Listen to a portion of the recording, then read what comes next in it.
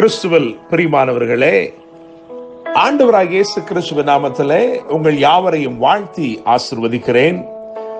இந்த நாளுக்கென்று தேவன் நமக்கு அருளி இருக்கும் ஜீவ வார்த்தை ரூத்தின் சரித்திர புத்தகம் 3ஆம் அதிகாரம் 18ஆம் வசனத்தில் இருக்கிறது. என் மகளே, இந்த காரியம் என்னமாய் முடியும் என்று நீ அறியும் மட்டும் பொறுத்திரு. அந்த மனுஷன் இன்றைக்கு இந்த காரியத்தை முடிக்கும் முன் இளைப்பாற மாட்டான். என கேட்கிற தேவனுடைய பிள்ளைகளே, ரூத்தின் மாமியாகிய நகோமி ரூத்திடத்திலே சொன்ன வார்த்தைகளைத்தான் வாசிக்க கேட்டிருக்கிறோம். நான் நம்புகிறேன், விசுவாசிக்கிறேன், இளைப்படையாமல் உங்களுக்காக அவர் இன்றைக்கு ஏராளமான நன்மைகளை இன்றைக்கு செய்து முடிக்கப் போகிறார், அருளப் போகிறார். தேவனுடைய பிள்ளைகளே, ரூத்துடைய வாழ்க்கையிலே ஒரு நிறைவான ஆசீர்வாதத்தோடு அவள் வீடு திரும்புகிறாள். உங்களுக்கு தெரியும், நீங்கள் வாசித்து பார்க்கும் பொழுது, இந்த அதிகாரங்களை கவனிக்கும் பொழுது, தற்செயலாய் வயலுக்கு வந்தாள், தாகத்தால் குடிசைக்கு வந்தாள், ஒரு தீர்மானத்தினாலே களத்திற்கு சென்றாள். ஆனால் தேவ தயவு அவளுடைய வாழ்க்கையிலே இடைப்பட்டபடினாலே ஒரு கனமுள்ள ஆச்சரியமான வாழ்க்கைக்குள் அவள் அடி எடுத்து வைத்தாள். என கேட்கிற தேவனுடைய பிள்ளைகளே, 3ஆம் அதிகாரத்தை பார்க்கும் பொழுது அவள் களத்திற்கு செல்கிறாள்.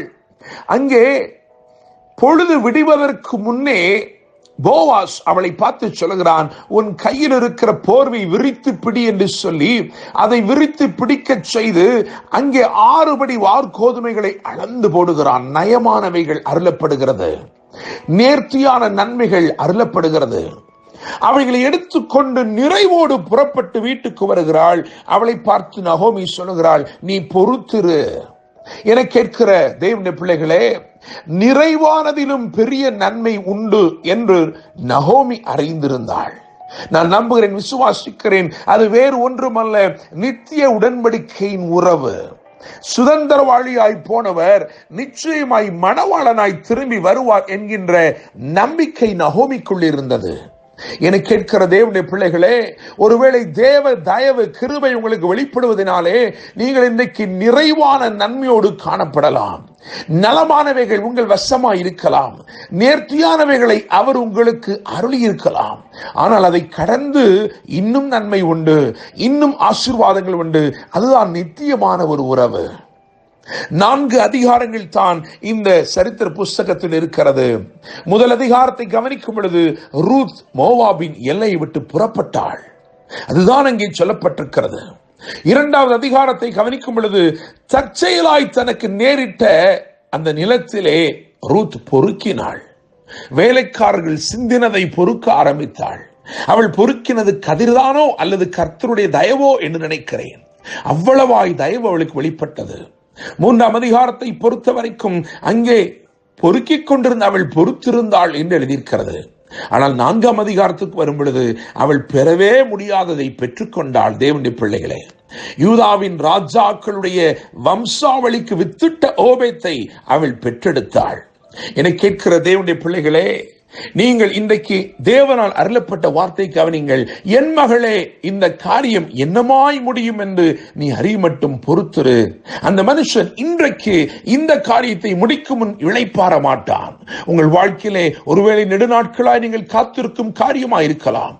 ஒருவேளை ரூத்தை போல நம்பிக்கை இழந்தவர்களாய் எல்லாவற்றையும் இழந்து பரிதபித்த ஒரு நிலையிலே கர்த்தரால் ஒரு பாதை திறந்து நடத்தப்பட்டு நீங்கள் வந்து கொண்டிருக்கலாம். இன்றைக்கு ஆண்டவர் உங்களை பார்த்து சொல்லுகிறார், இவைகளை, இந்த நன்மைகளை, இந்த ஆசீர்வாதங்களை உங்களுக்காக அவர் இருதயத்தில் என்ன வைத்திருக்கிறாரோ அதை செய்து முடிக்கும் முன்னமே அவர் இளைப்பாற மாட்டார். இவர் இன்றைக்கு உங்களுக்காக நம்முடைய ஆண்டவராகிய இயேசு கிறிஸ்து துரிதமாய் தீவிரமாய் செயல்பட்டு உங்கள் வாழ்க்கையிலே செய்து முடிக்க வேண்டிய நன்மைகளை நிச்சயமாய் செய்து முடிப்பார். உங்களுடைய இருதயம் எதற்காய் காத்திருக்க வேண்டும் என்றால், ஆண்டவரே, எனக்கு நிறைவானவைகளை தந்திருக்கிறீர், நேர்த்தியானவைகளை தந்திருக்கிறீர், அதை பார்க்கிலும் மேலான ஒரு நித்திய உறவுக்காக நான் காத்திருக்கிறேன்.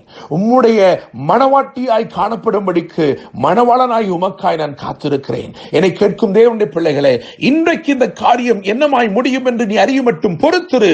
உன் வாழ்க்கையில் அவர் வாக்கு பண்ணி இருக்கிறவைகளை, ஏராளமான நன்மைகளை, ஆசீர்வாதமான ஆச்சரியமான கிரியைகளை இன்றைக்கு செய்ய போகிறார். ஒருவேளை பாதையில் சில தடைகள் இருக்கலாம், ஆனால் கவலைப்படாதே. முன் செல்லுகிற தேவன் மகத்துவம் நிறைந்தவர். போவாஸ் என்றால் ஸ்விஃப்ட்னஸ் என்ற அர்த்தம், துரிதமானவன் என்ற அர்த்தம். இவர் நிச்சயமாய் எல்லாவற்றையும் துரிதமாய் செய்து முடிப்பார். தீமைகளை எல்லாம் மாற்றி போடுவார். நன்மையினால் உன்னை அலங்கரிக்கும்படிக்கு இதோ வந்து கொண்டிருக்கிறார். என கேட்கும் தேவனுடைய பிள்ளைகளே, சொல்லப்பட்ட வார்த்தையில் சொல்லப்பட்டிருக்கிறது போலவே இன்றைக்கு இந்த காரியங்களை உன் வாழ்க்கையில் அவர் செய்து முடிக்கும் முன்னே இளைப்பாற மாட்டார். இளைப்படையாமல் சோர்ந்து போகாமல் உனக்காக சிறந்த காரியங்களை செய்து உங்கள் வாழ்க்கையை ஆசீர்வதித்து மேன்மைப்படுத்தி அலங்கரிப்பாராக. என்றும் அன்புடன் pastor Daniel Moses. God bless you.